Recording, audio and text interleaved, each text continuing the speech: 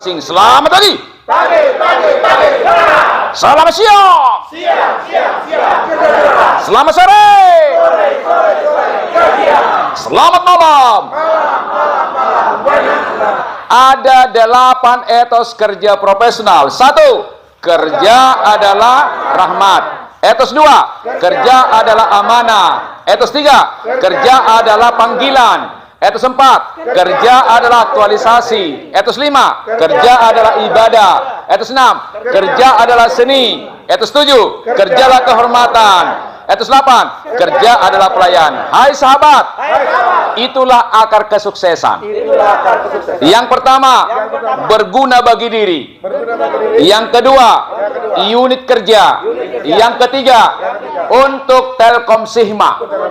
Mulai dari diri sendiri hari ini, dan lakukanlah di unit kerja masing-masing. Hai sahabat, mari kita buka etos 1. Ya, etos 1 ya. Etos 1, kerja adalah rahmat. Aku bekerja ikhlas, penuh rasa syukur. Coba kita baca dulu kutipan dari seorang Konosuke Matsushita. Coba baca dulu itu. Apa dikatakan di sana? Ya. Kalau kita baik dan menjadi rahmat bagi sesama, maka rahmat dan kebaikan akan selalu bersama kita. Itu adalah pengalaman pribadinya atau testimoni ketika Perang Dunia Kedua. Yang pemilik apa? Panasonic kan itu kan? Itu nyata. Nah, kenapa dia seperti itu? Ketika Perang Dunia Kedua, dia ditahan oleh Amerika, tentara sekutu. Kemudian karyawan-karyawan dari Konosuke Matsushita demo, lepaskan itu Konosuke, kan itu kan? Lepaskan itu, lepaskan itu, lepaskan itu. Kemudian tanya oleh jenderal, kenapa Anda harus meminta dikeluarkan dia? Dia bilang begini, dulu waktu ada resesi di Jepang atau dunia, kami tidak di PHK di perusahaannya, tapi kami diminta menjadi penjual door to door. Jadi sebenarnya pertama sekali yang mencetuskan penjualan door to door adalah Jepang. Tidak di PHK, tapi semua bagian harus mau selain bidangnya harus menjual door to door. Dilepaskanlah dia, muncullah testimoni ini. Apa dikatakan di sana? Kalau kita baik dan menjadi rahmat bagi sesama, maka rahmat dan kebaikan akan selalu bersama kita. Itu nyata. Agamanya kan bukan Muslim, bukan Kristen kan? Artinya ketika orang level spiritualitas pasti bermanfaat bagi semua orang. Sepakat ya?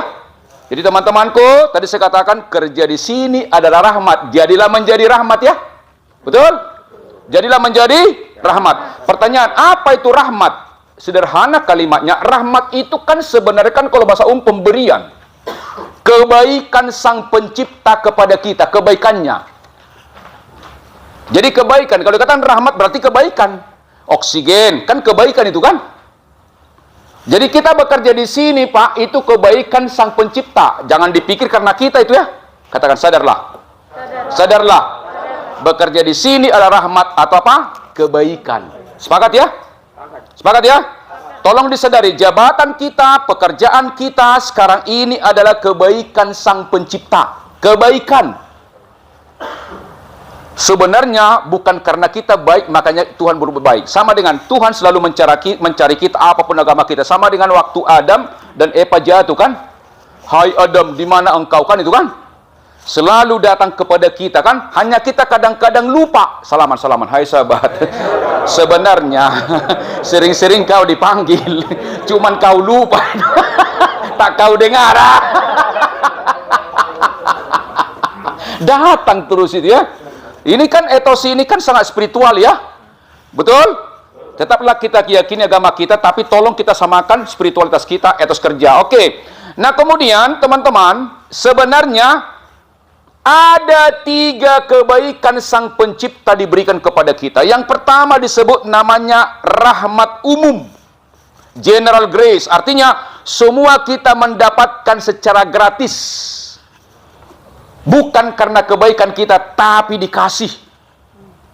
Umum sifatnya. Semua orang baik, orang yang tidak baik dapat juga. Coba nanti sadarkan dirimu, ada 3 yang kau dapat itu. Setiap orang minimal 3 mendapatkan rahmat umum, setidaknya 3. Bukan karena kebaikan, kan itu kan? Yang kedua, rahmat khusus diberikan kepada saya, tapi orang lain belum tentu dapat. Atau orang lain dapat, aku belum tentu dapat. Coba sadari, ada 3 rahmat yang diberikan padamu, khusus. Itu karena doa dan usaha ya. Kalau yang pertama tadi gratis, tapi yang kedua karena doa dan usaha kita ya. Kalau kita nggak berusaha nggak dapat, nggak dapat itu. Doa yang diridhoi ya, doa dan usaha. Yang ketiga, dia datang melalui penderitaan. Ada juga rahmat, kita nggak minta, tapi membuat kita menderita, tapi ada berkah di baliknya. Coba diskusikan ketua, pimpin, masing-masing orang mengisi 1 minimal. Ayo, masing-masing 3 contoh ya. Kesadaran atas rahmat umum, rahmat khusus, dan terselubung. Silakan ketua. Ya, kalau pergi ketuanya, wakilkan ke yang lainnya. Umum 3, khusus 3, terselubung 3 ya. Silakan.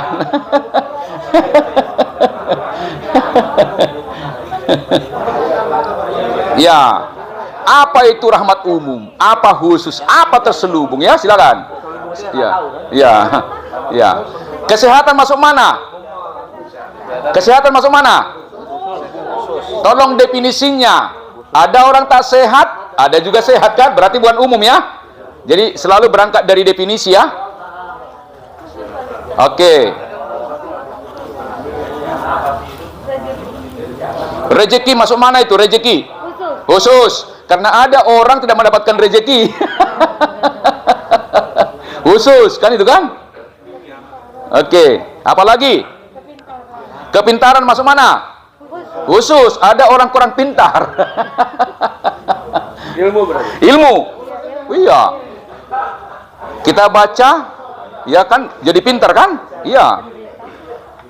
Coba, apa wujud penderitaan yang kita terima tapi ada berkah di baliknya? Coba, apa itu? Coba, sengsara bawa nikmat.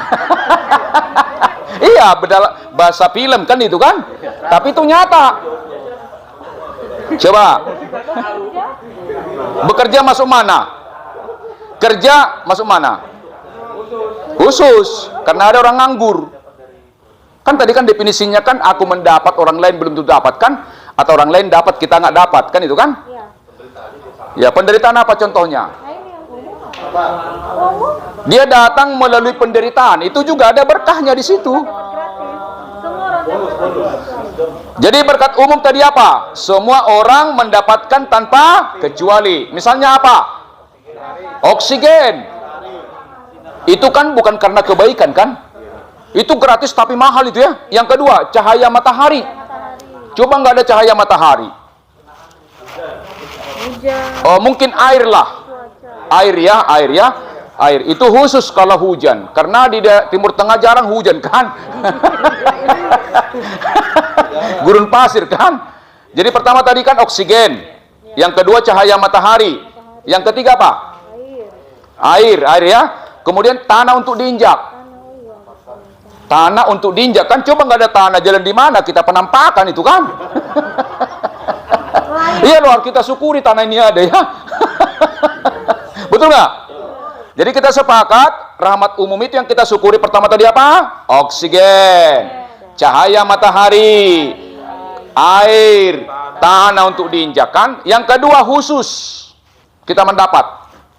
Nomor 1, tulis, hai sahabat. Udah lama banget Pak Saud menjelaskan, bukan nomor 1 kau tulis di situ. Kerja di Telkom Sigma. Nomor 1 itu. Kerja dulu baru rezeki ya. Ya, betul ya. Pertama tadi kerja di Telkom Sigma, punya suami, punya istri, punya atasan, punya klien, kan itu kan? Karena ada orang cari klien nggak dapat-dapat juga kan. Jadi itu namanya berkat khusus. Kenapa istri? Ada orang ingin menikah belum nikah-nikah juga, kan itu kan? Ada ingin orang punya anak, belum punya anak juga, tapi tetap tenang juga ya. Yang penting kita sama-sama masuk surga kan? Punya anak, tidak punya anak, tetap masuk surga ya. Ya, jangan menikah lagi ya.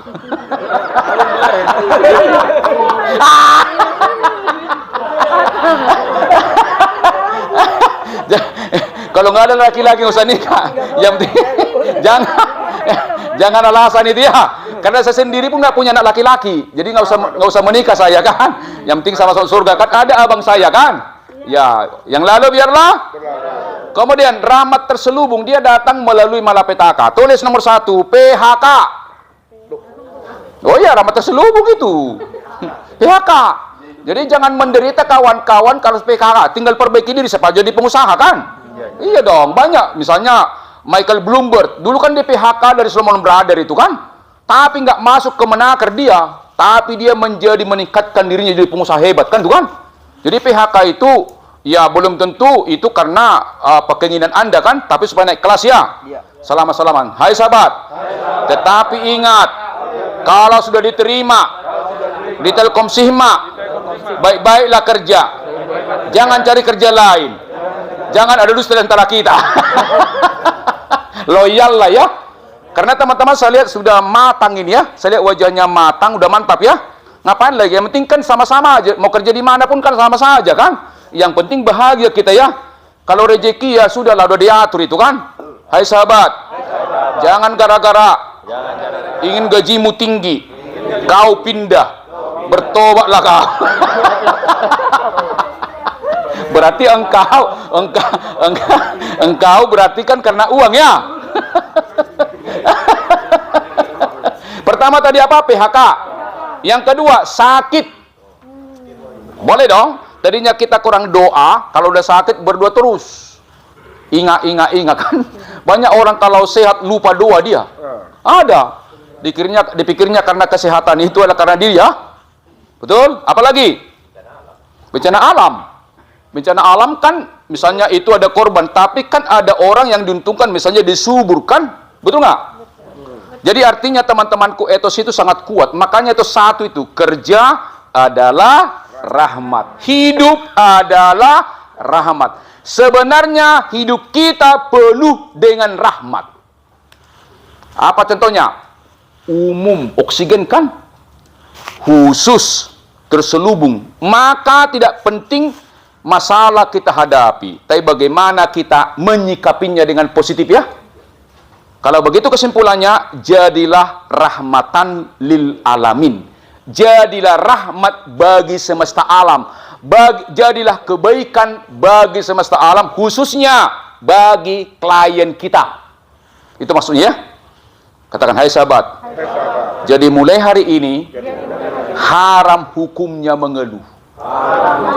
Apapun yang terjadi, ternyata rahmat yang kita terima paripurna, ada umum, ada khusus, ada terselubung. Maka setelah pelatihan ini meningkatlah kinerjamu. Amin. Amin. Jangan lagi keluhkan siapa ini siapa itu, nggak ada gunanya. Tapi apa solusinya ya? Coba tepuk pundaknya, ku ingatkan dirimu. Hai, ku ingatkan dia. Ya, saya katakan, ayo, ku ingatkan dirimu. Jangan lupa. Betul nggak? Sepakat ya? Jadi begitu teman-teman mulai pusing, ingat itu satu, kerja adalah rahmat. Aku bekerja tulus, ikhlas, penuh rasa syukur. Ada 1000 alasan untuk bersyukur, tetapi tak satu alasan pun untuk mengeluh. Orang yang mengeluh itu pertanda dia jauh dari Tuhan yang diyakininya. Berarti mengandalkan dirinya ya. Masa usia kita 20 berapa sekarang? 24. 28, 30 tahun dilindungi terus, masih khawatir dalam hidup. Betul nggak? Adik berapa? 28 tahun dilindungi masih khawatir. Akumulasi sajalah. Kami kawan. Artinya itu kan kesadaran kan, itu kan. Saya misalnya 62 tahun, masa khawatir lagi, udah dilindungi 62 tahun kan, itu maksudnya jalan juga kan. Sepakat ya? Sekali lagi tepuk pundaknya, sadarlah. Hai sahabat, Jadi, kalau kau mengeluh selama ini, kesadaranmu yang kurang. Sadarlah. Selamat pagi. Selamat siang. Selamat sore. Selamat malam. Hai sahabat, tolong tonton video ini. Orang jahat pun menjadi barokah baginya. Sebelum kita sholat ya. Tom Hanks, betul. Apa pelajarannya bagi kita? Orang yang menzulimi kita pun barokah bagi kita kan? Dia tadinya kan polio, dilempar kan itu kan? Jadi bisa lari kan salaman. Hai sahabat. Jadi kalau ada tidak suka denganmu, nggak usah benci, maafkan dia, membuat imanmu kuat itu. Sepakat ya? Jadi tetap juga positif. Nah, apa tanda-tanda orang yang tidak memaknai kerja sebagai rahmat? Yang pertama kita baca, ngeluh, ngomel, ngedumel, ngeluh, negatif, sadis, sinis, apatis, pelit, kikir, ogah berbagi, pamer diri, megah diri, pentol diri, iri hati, sakit hati, patah hati, dengki, kecewa, takut, tertekan, stres, penahan, penghambat, dan pencuri barokah berkat. Diambil punya orang kan? Katakan, hai sahabat, baca itu. Biarlah kitab suci kerja itu. Ini kan pengontrol. Jadi lengkap semua. Kemudian, kalau orang memaknai sebagai rahmat, maka perilakunya pasti positif. Apa itu sama-sama? Saya katakan, orang yang memaknai sama-sama. Orang yang memaknai kerja sebagai rahmat, perilakunya satu, bersyukur, positif, apresiatif, ikhlas, tulus, konstruktif, gembira, optimis, semangat, budiman, dermawan, sedekawan, baik hati, murah hati, besar hati, mengerti, legowo, memaafkan, menjadi barokah, menjadi berkat, saluran kebaikan. Selamat pagi. Hai sahabat. Ada 8 etos kerja. Kita berdiri sebelum istirahat. Oke, ya.